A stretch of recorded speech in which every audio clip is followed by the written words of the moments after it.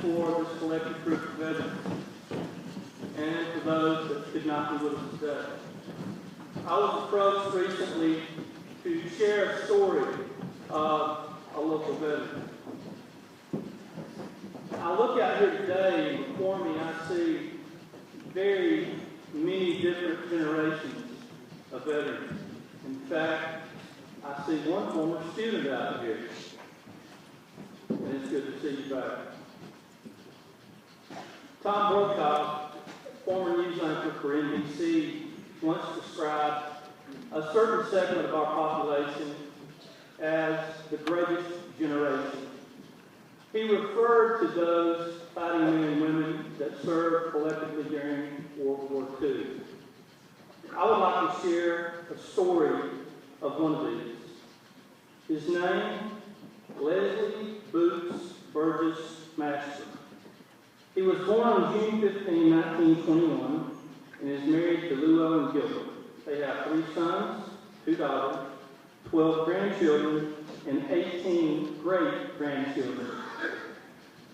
Boots has been recognized and decorated with the Norman Campaign Battle Star, the American Theater Ribbon, the Good Conduct Medal, the Purple Heart, the World War II Victory Medal, and the European African Middle Eastern Ribbon. At the age of 21, Boots received an invitation to the United States Army he could not refuse.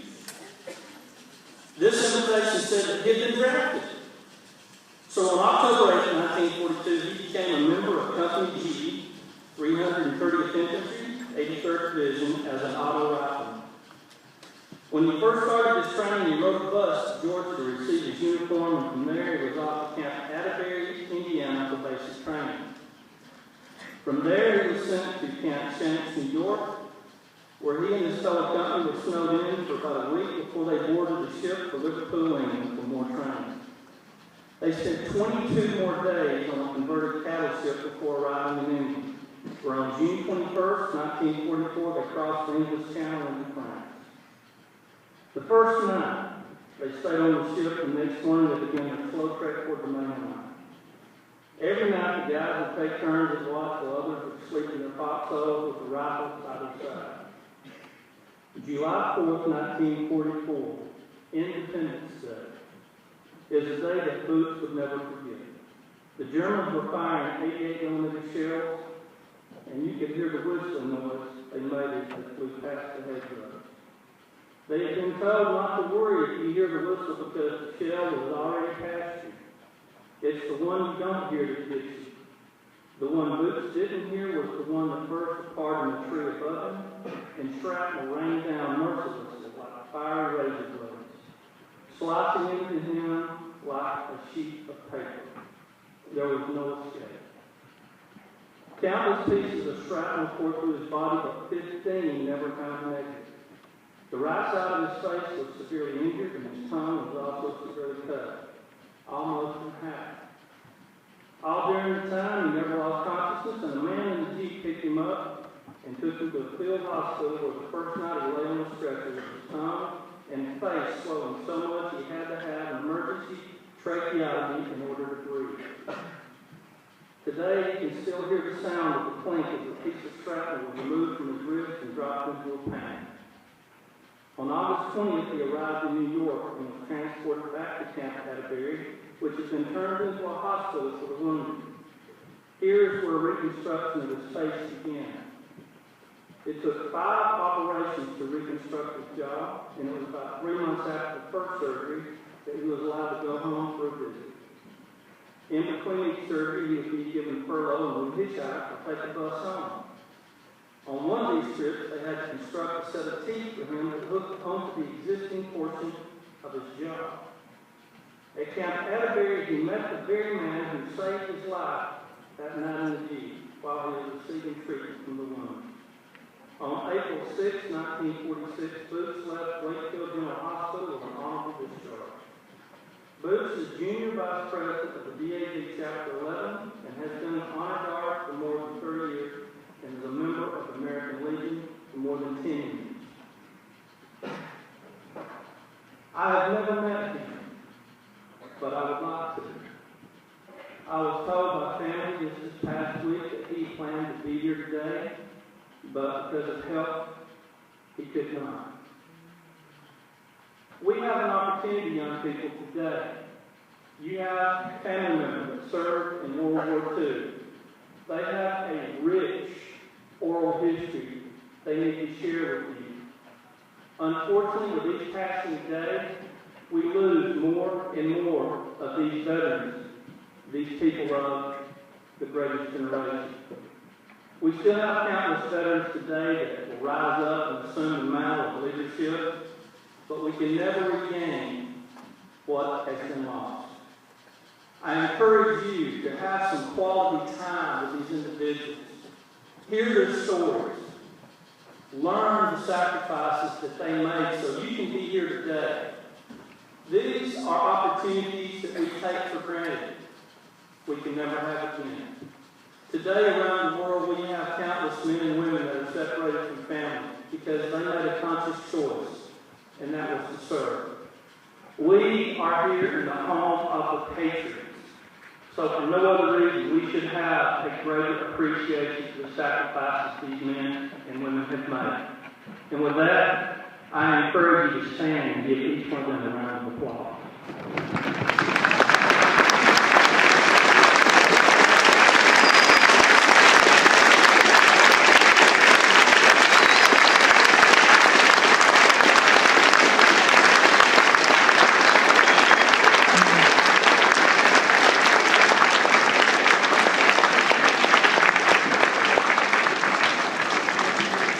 In closing, I quote the late English Prime Minister Winston Churchill. Although what he spoke about described a different time, a different situation, I think the eloquence speaks so clearly to what we have today when he said, "Never in the field of human conflict was so much owed by so many to so few." Veterans, a continued thanks and gratitude for your service to this country. God bless you.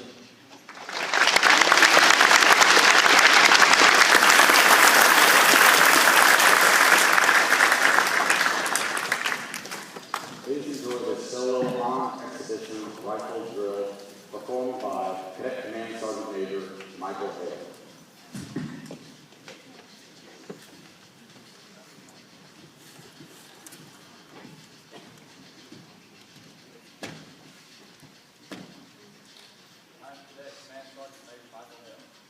Please allow me a moment of your time to show you on exhibition drill rifle.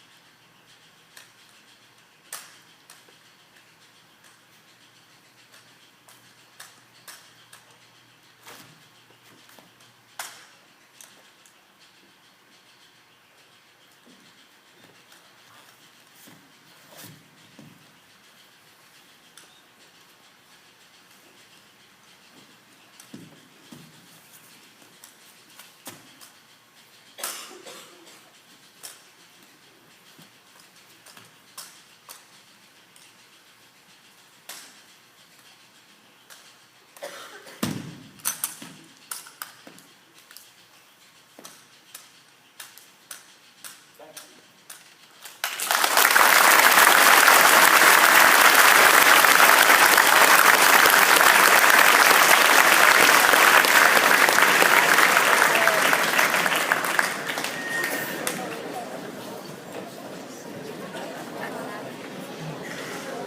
We will now set the table of the two W's and NIA.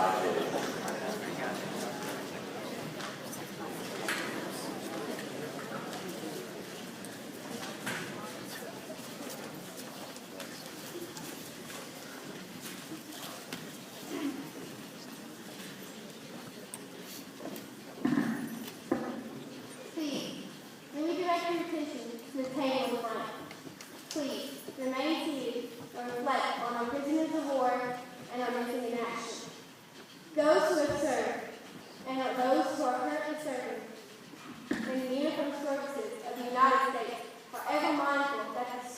of enduring peace has always been tainted by the bitterness of personal sacrifice. We are compelled to never forget that while we enjoy our daily pleasures, there are those who have endured and may still be enduring agony, pain, deprivation, and imprisonment. Before we begin our activities, we pause to reckon our POWs and other lives. We call our attention to the small table, which occupies a place of dignity, honor, the set of one, symbolizing the fact that our members of our armed forces are missing from our ranks. They are referred to as POWs and NRAs. We call them comrades. They are unable to be with their loved ones and their families, so we join together to pay humble tribute to them and to their continued witness their continued absence. The table is small, symbolizing the frailty of one prisoner alone against his or her oppressors. Remember, the tablecloth is white, symbolizing the purity of their intentions to respond to the country's call to arms. Remember, the single rose in the base signifies the blood they may have shed in sacrifice to ensure the freedom of their beloved United States of America. This rose also reminds us of the family and friends of our missing comrades who keep faith while awaiting their return. Remember,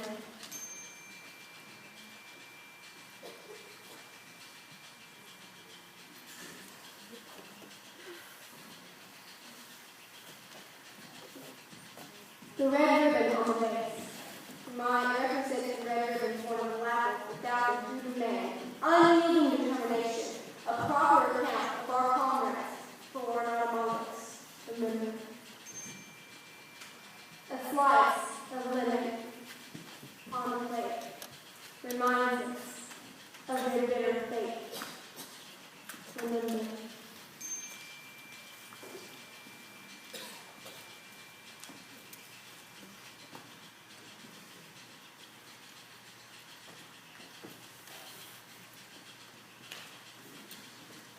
the salt sprinkled on a plate reminds us of the countless tears of families as they wait. Remember,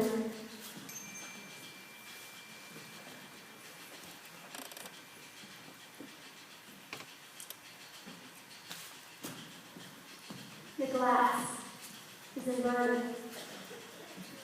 They cannot touch with us at this time. Remember,